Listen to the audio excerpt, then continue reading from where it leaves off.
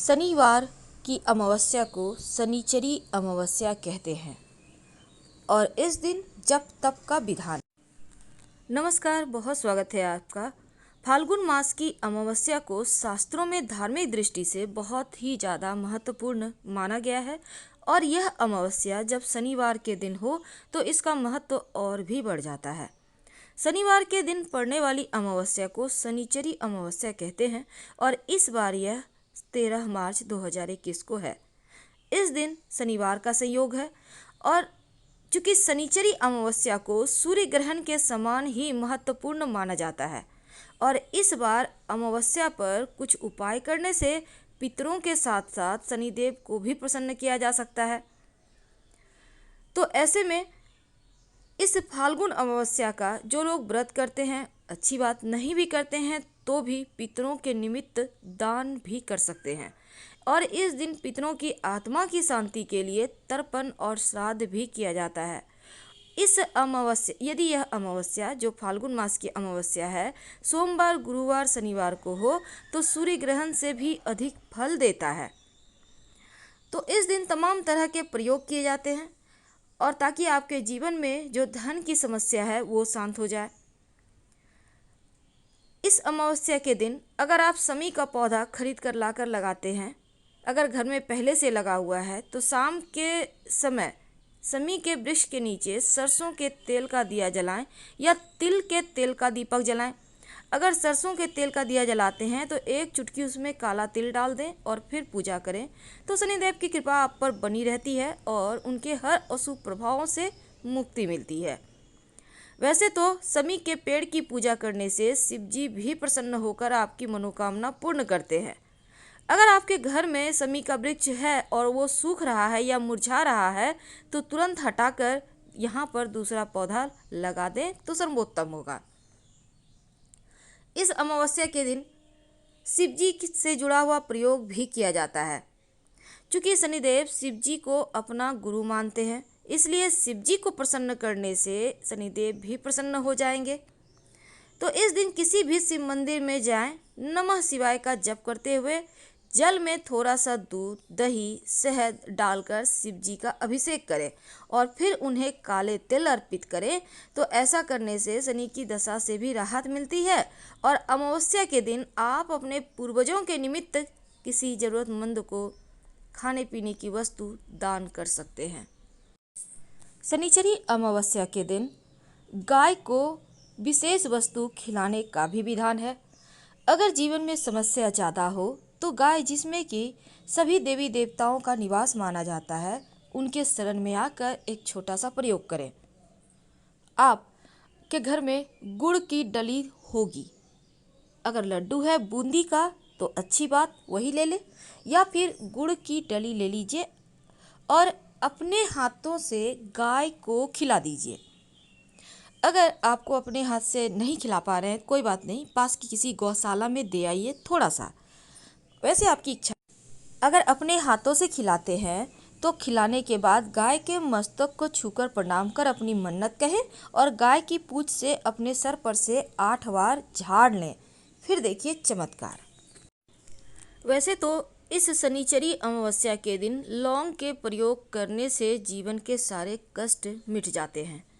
अगर पूजा पाठ वगैरह में आप तो लौंग यूज करते ही होंगे और ज्योतिष की बात माने या तंत्र शास्त्र की, हर जगह लौंग का पूरा महत्व है क्योंकि ये आपके भाग्य को बदलने वाला और सपनों को पूरा करने वाला प्रचलित उपाय आज हम आपको बताएंगे।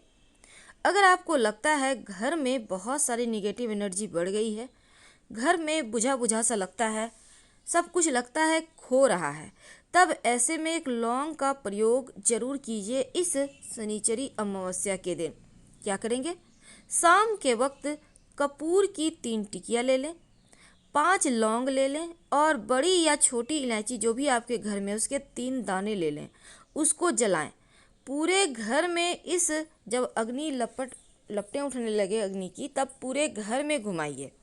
जब वो जलकर शांत हो जाए तो इस राख को जल में डालकर मुख्य दरवाजे पर फैला दें और जो बचा हुआ जल है किसी पौधे में डाल दें।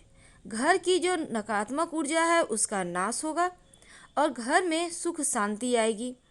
कई बार राहु केतु जीवन में आकस्मिक परेशानियों को बढ़ा देते हैं। अगर आपकी कुंडली में भी राहु केतु की स्थिति अच्छी नहीं है तो ऐसे में आप एक छोटा सा काम करें। 40 लौंग ले लें और ले जाकर पास के किसी शिव जी के मंदिर में जाकर शिवलिंग पर अर्पित कर दें।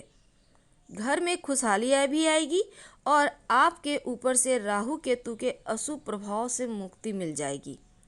आप चाहें तो लौंग की 2-4 कलियां हमेशा अपने पास रखें तो भी राहु केतु आपको परेशान नहीं करता है।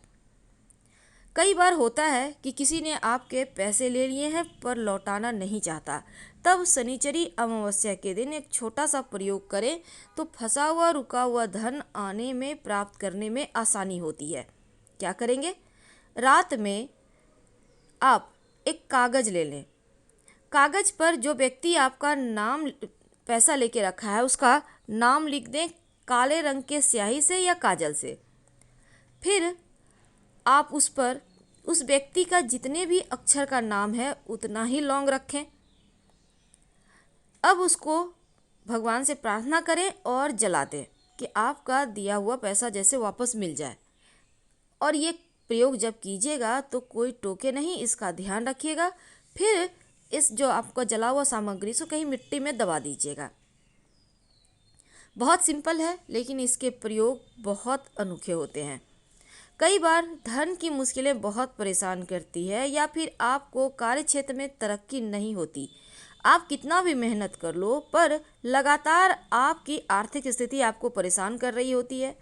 तब हनुमान जी के मूर्ति या तस्वीर के सामने एक शाम के समय करना है आपको। किसी भी पास के मंदिर में जा सकते हैं या घर में भी कर सकते हैं। एक सरसों के तेल का दीपक जलाएं। दीपक में 2 लौंग डाल दें और हनुमान चालीसा का पाठ करें। फिर हनुमान जी के सामने अपनी समस्या कहें, फिर उनकी आरती करें। आपके जीवन के जो तमाम परेशानियां हैं वो समाप्त हो जाएगी और फिर यहाँ पर आपका तरक्की भी होगा। अब धन की मुश्किलें ज़्यादा परेशान करें तब इस शनिचरी अमावस्या के दिन शाम के वक्त ये कर सकते हैं। आप फ्रेश कपड़े पहन ले, पैर धोकर या नहाकर माँ लक्ष्मी के सामने लाल गुलाब की पंखुड़ी अगर मिल जाए तो अच्छी बात है, ले आइए थोड़ा सा। अब पंखुड़ी आपकी मर्जी जितना लेना है, इस पर 2 लौंग रख लें और माँ लक्ष्मी को भेंट कर दें। इसके बाद आप इस लौंग को अगले दिन लाल कपड़े में बांधकर सुरक्षित रख लें। तंत्र शास्त्र कहता है कि घर में बरकत आती है और इस लौंग को फेंकिएगा मत, संभाल के रखे रहिए। जीवन के कष्ट कम होते हैं, धन आता है। अगर आपके घर में कोई बीमार रहता हो या आपके बनते बनते कार्य बिगड़ जाते हों, किसी भी कार्य में सफलता नहीं मिल पा रहा हो, तब एक छोटा सा काम करें। शनिवार के दिन सरसों के तेल के दीपक में 3-4 लौंग डाल दें। आप अपने घर के सबसे अंधेरा कोना, अब अंधेरा कोना जैसे सीढ़ी के नीचे है या कोई भी जहाँ पर अंधेरा रहता है ज़्यादातर, ऐसे जगह में जला दें। अगर लौंग ना हो तो काली मिर्च के 2-4 दाने डालकर ही जला दें। नकारात्मक ऊर्जाएं समाप्त हो जाएगी, बीमारियां खत्म होगी, काम बनने लगेंगे, जीवन की समस्याओं से छुटकारा मिल जाएगा।